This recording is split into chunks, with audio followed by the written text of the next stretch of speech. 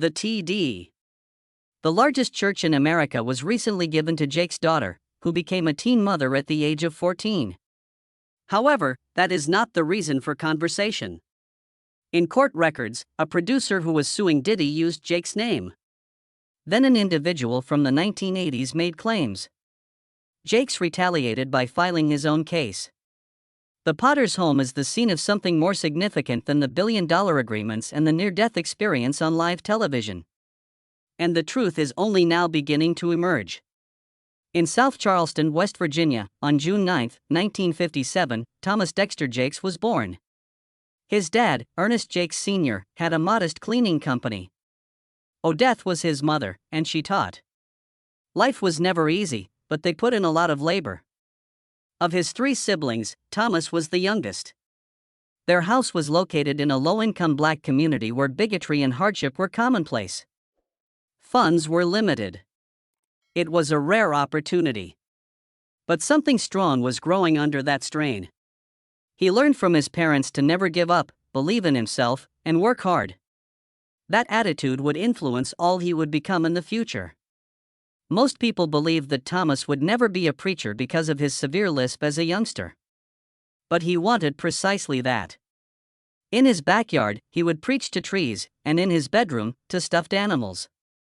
He was a child. However, the fire was already present. He was made fun of by several of his peers. An adult or two rolled their eyes. However, he continued. He became known as Bible Boy. He didn't give a damn. He worked on it every single day.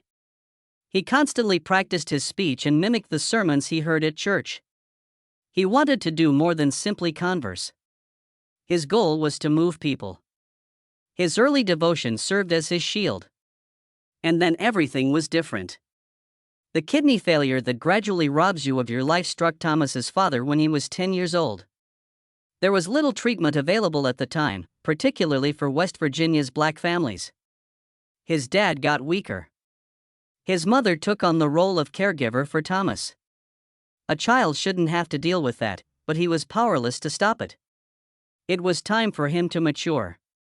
He looked after his siblings, did the housework, and skipped school, but he never voiced any complaints. He will always bear the scars from seeing his father struggle.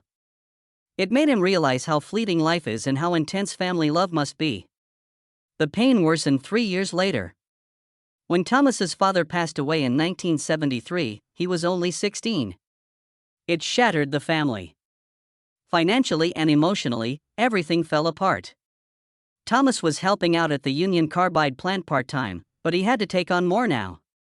His brother and he worked at any job they could find. On several days, they had no idea how they would eat. Thomas continued his sermons despite the gloom. He had nothing but his voice, his faith, and his fire, little churches, small people, and no money. Though it also brought him closer to his calling, losing his father made him a man before he was ready. At the age of 19, Thomas gave his first sermon in a formal setting in 1976.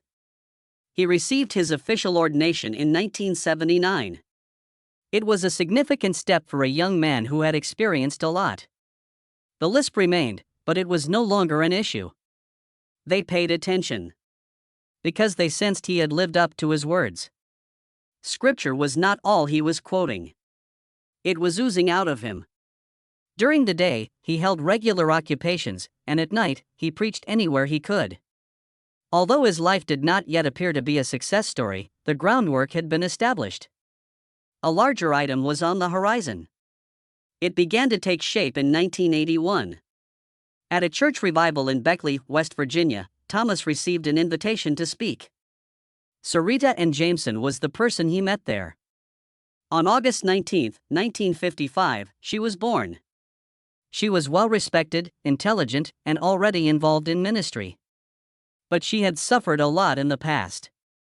The murder of her brother had taken place in front of his kids. She'd been abused in past relationships. She still came to hear Thomas's sermon, though. Then something clicked that evening. He caught her attention. Smitten, people said. Their conversation began. After 6 months, they tied the knot. quick, unvarnished, and authentic. That was destiny, not simply love. It was not an easy marriage. In no way. They had no money at the start. During the day, Thomas preached, and at night, Cerrito worked as a Christian radio DJ. Despite having no money, they were full of dreams. 6 months later, catastrophe struck. Cerrito's legs and feet were crushed in an automobile accident. According to the doctors, she was unlikely to walk again. Thomas, however, refused to let her quit up. Together, he guided her through the difficult and gradual process of learning to walk again. It was the moment that made their marriage unbreakable. Cerrito became into more than just a wife. As a ministry partner, she led women's groups and authored her own publications. Jake started his first church at the age of 23 in 1980. Temple of Faith Church, West Virginia, Montgomery. 10 people were on it. It's that simple. Just belief, no fame, no money. They made a storefront rental. The summers were hot and the winters were freezing. The bills were piling up. In order to purchase food, they occasionally gathered empty bottles. But the word continued to get out. From Smithers, South Charleston, Cross Lanes, Montgomery, and ultimately Dallas, Texas. He persisted, and what began with 10 individuals evolved into the Potter's House, one of the largest churches in America, and over 30,000 members. While constructing the first chapel, Thomas continued to work. The Union Carbide chemical plant is where he clocks in. Long hours, mining fumes, welding chemicals, hazardous work, and then straight to the pulpit.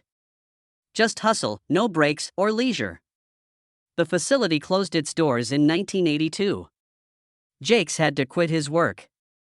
Things deteriorated. He earned $100 a day digging ditches for his brother. Not always able to cover the expenses. At times, they were forced to decide between electricity and water. He and Cerrito alternated between paying one bill at a time. They took bottles from the household when there was no water. Candles were utilized when there was no light. However, the sermons never ceased. At the age of 25, T.D. Jakes took over a small Smithers, West Virginia, church in 1982. There were only 10 members of the Greater Emmanuel Temple of Faith, enough to fill a single automobile. That would have been viewed as a dead end by most. Jakes noticed something else, though. He had virtually little, as did his wife, Cerrito. Prayer, literature, and writing are ways to do that. As a Christian radio DJ, she even worked late shifts to keep the lights on. However, Jakes continued to preach with all of his strength. When he was younger, he preached to made-up crowds and was known as Bible Boy. He was speaking now to actual people, actual souls in need of hope. Jakes ignored the poverty in the mining town where the church was located. He recognized possibilities. His first church convention took place in 1983. Back to the Bible was the title. 80 individuals arrived. That was 8 times as large as the church was at first. It was the first concrete indication that his message wouldn't be limited to Smithers. Jakes made a daring attempt that year. A 30-minute radio slot cost him $45, and he started a new show called Back to the Bible. It was an enormous risk. It was too costly for his church. He did, however, think that the airways had power. Cold villages, lonely houses, and locations where no preacher had gone began to hear his voice. His listeners immediately identified with him. His remarks were powerful and empathetic. The individual who had previously spoken to 10 people was suddenly being heard by hundreds. It was that tiny radio show that made all the difference. He became a household name in the area. A voice that many looked forward to each week. It also prepared the ground for what was to follow. By 1988, Jakes realized he had to expand his church outside his shop. He then joined Higher Ground Always Abounding Assemblies, a Pentecostal denomination. Bishop Sherman Watkins served as its leader and soon became Jakes' father figure and mentor. Watkins began with merely 11 employees. There was something about Jakes that made him think of his own path. When Jakes joined this group, he gained more than just a title. He received greater backing, more resources, and a larger audience as a result. Their message, which showed that regular people might serve an exceptional God, was exactly the same as his. Jakes no longer worked alone thanks to this new connection. He had a path, a network, and a guide that led him to greater things. And then the moves. Jakes moved his congregation from Smithers, West Virginia, to South Charleston in 1990. Even though it was a little city, it was far bigger than his starting point. Congregation erupts. From a crowd of about 100 to more than 300, Jakes didn't advocate for superficial ease. He addressed those who were in pain, addicted, and ignored. He took another risk in 1993.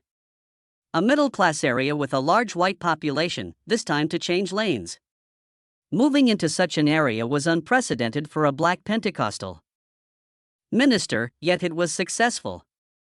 When his church reached 1,100 members, 40% of them were white. Rare, even stunning, that demonstrated Jakes' ability to transcend racial and social divides without diluting his message. Before these actions in 1987, Jakes had already made a significant move. He was consecrated into the bishopric at the age of 30. It was formally announced. At the Charleston Civic Center, Dr. Quander L. Wilson touched him. Along with a new title, he gained prestige, authority, and the capacity to lead other churches as a result of that right. He had demonstrated his abilities via perseverance and desire. With authority and status, the church now recognized it. Everything changed again in 1993. A weekly television show was started by Jakes on the Trinity Broadcasting Network. They dubbed it The Potter's Touch. His preaching was suddenly not confined to a room. In millions of homes, it was. People started to hear his message all around the nation and even beyond. He spoke in an honest, passionate, direct, and energetic manner. He relocated to Dallas, Texas, only 3 years later, in order to stay up with the expansion. By that time, his show was broadcast in more than 100 nations. This had evolved beyond a simple ministry. It was a mission. In 1994, he took yet another calculated risk. Black viewers, who hardly ever saw religious leaders like him on mainstream television, were directly reached by his partnership with Black Entertainment Television, or BET. He was more than a preacher. He made them fit. Discussed topics such as daily survival, fatherhood, money, dignity, and healing. In the US, the Caribbean, Africa, and Europe, these messages reached millions of people. His voice suddenly captivated people who had never been inside a church. He established a forum exclusively for men, the Manpower Conference, the same year. The first was held in Detroit. Thousands showed up. It was unvarnished, genuine, and exposed. It's okay to feel pain, to break down, to heal, Jakes told men. The gathering continued to expand. In 2011, one gathering in Dallas drew nearly 9,000 guys. Since the outset, around 150,000 guys had arrived. Some came from Italy by plane. That was the range of his voice. Jakes took a chance once more in 1995. TDJ Enterprises is what he founded. It was a vision rather than merely a company. He used it to start music albums, make movies, and publish books. In 2004, his first major motion picture, Woman, Thou Art Loosed, was a box office success. Jumping the Broom, 2011, and Heaven is for Real, 2014, followed. Globally, his books have sold more than 20 million copies. Nearly $400 million was earned by TDJ Enterprises, according to Black Enterprise. He had evolved beyond his role as a preacher. He was a producer, a publisher, and a formidable force. He even started a school and built a housing project in Dallas that cost $150 million. Jakes presented the Get Ready show from 1995 to 1996. Both television and radio broadcast it.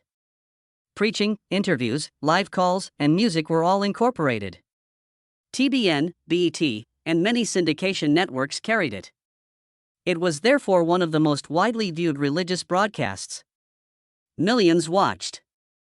They were real subjects. Addiction, spousal abuse, financial difficulties, dysfunctional households, and Jakes never held back. He was more than just a preacher.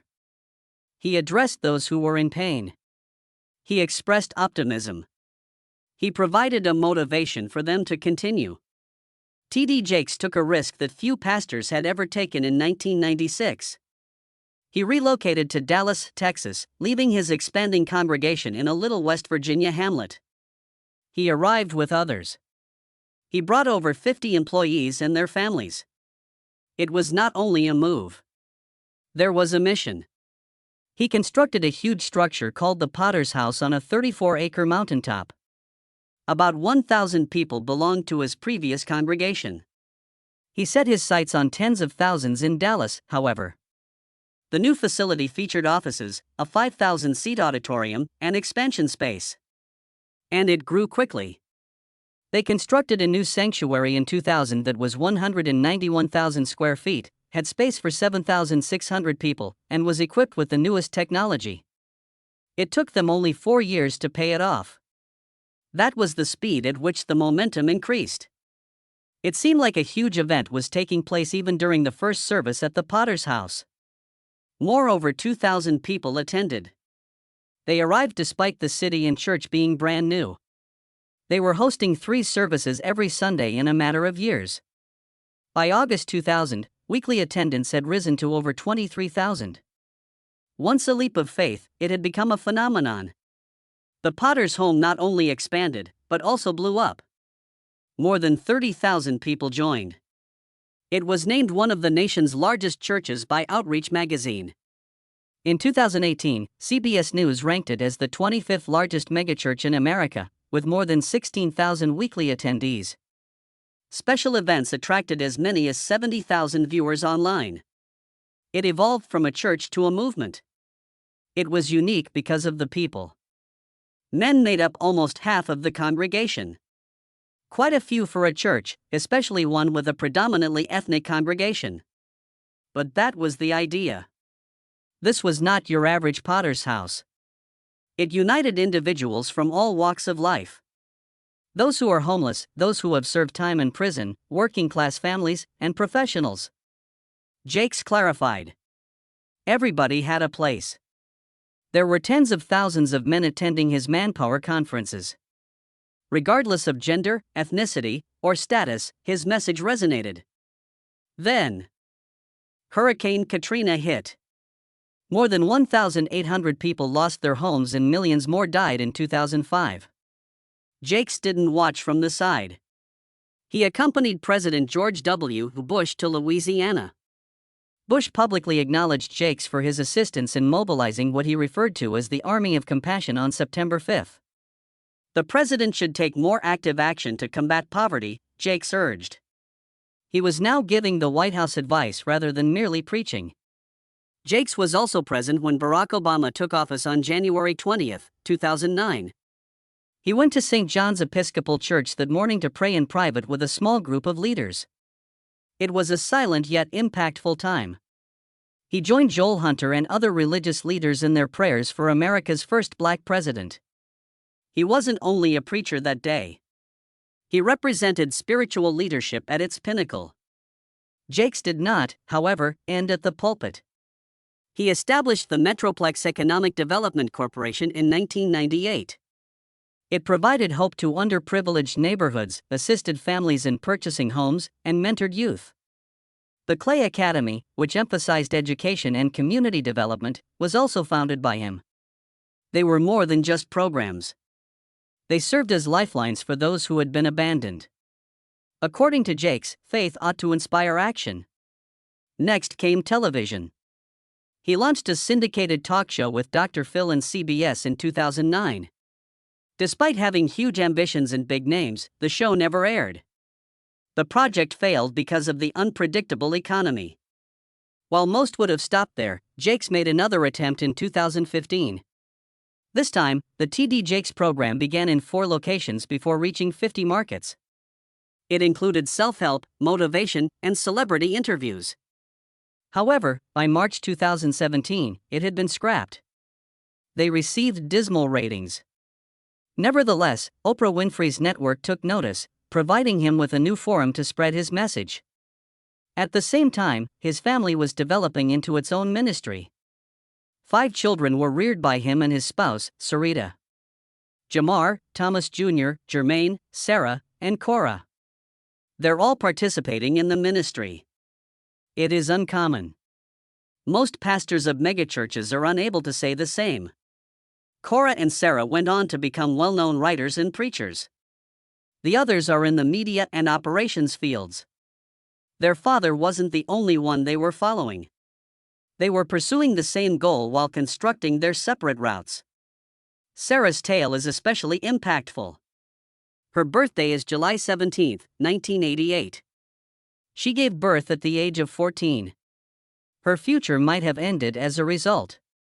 It became her message instead.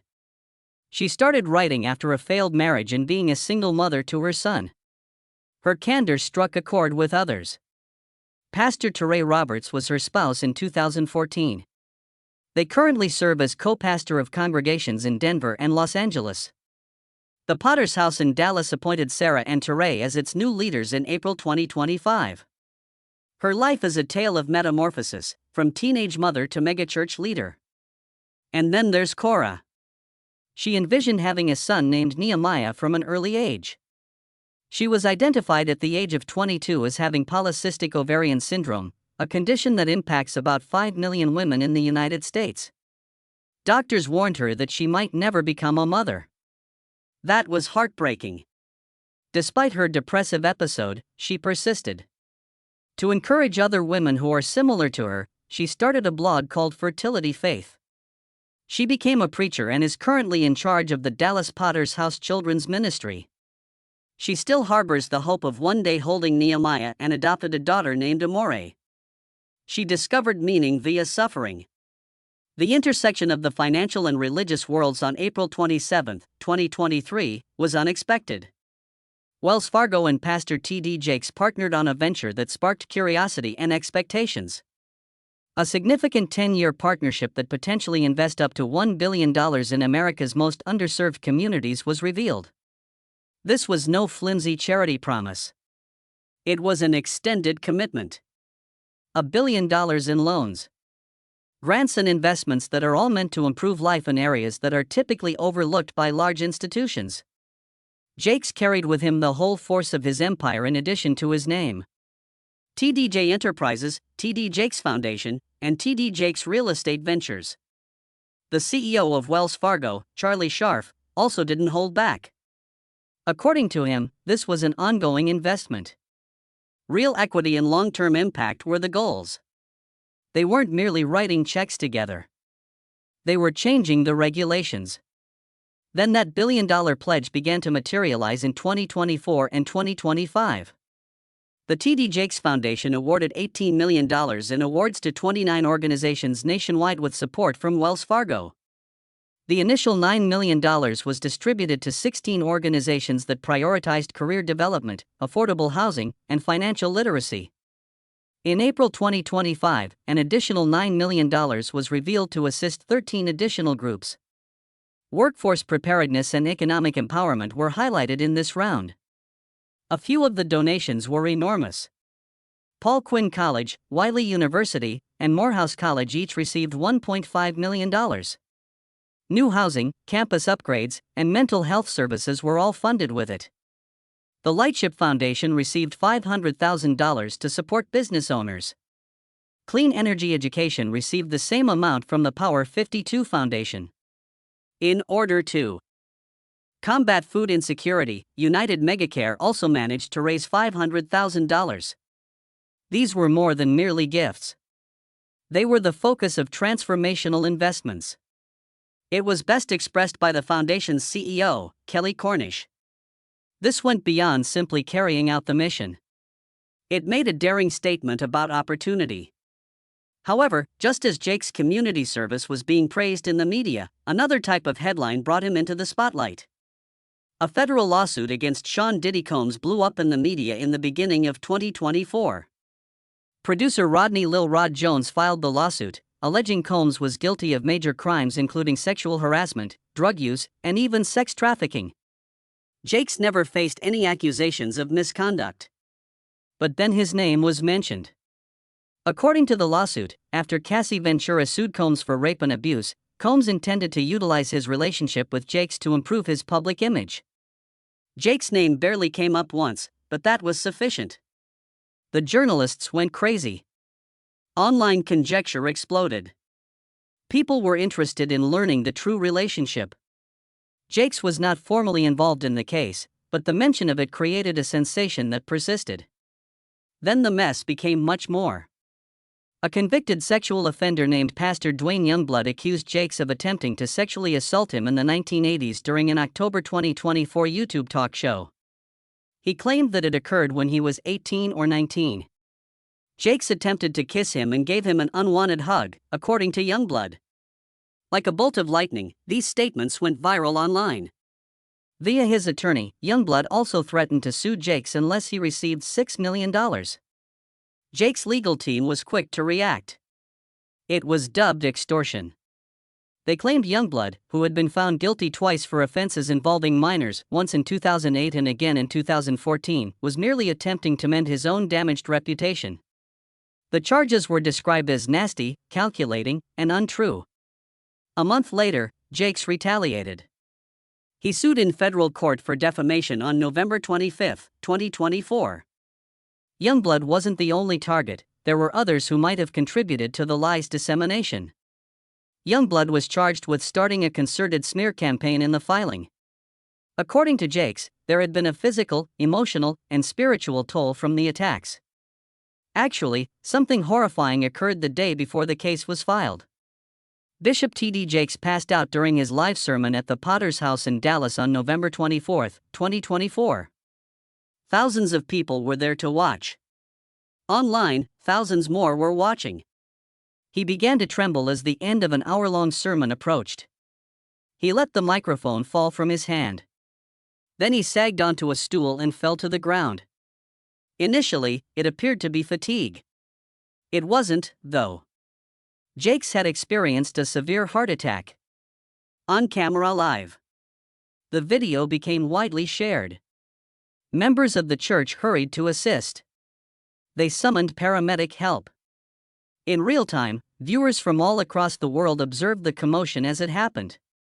Doctors later informed Jakes that he was in risk of passing away.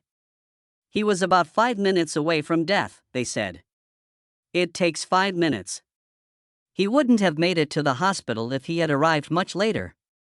His heart's right side was unable to get blood due to the clot. His heart had failed in half. Adrenaline was the only thing that kept him going during the sermon. After he took a seat, his body failed him. With barely half of his heart functioning, he was actually preaching. What followed permanently altered him. Jakes talked about a close call with death.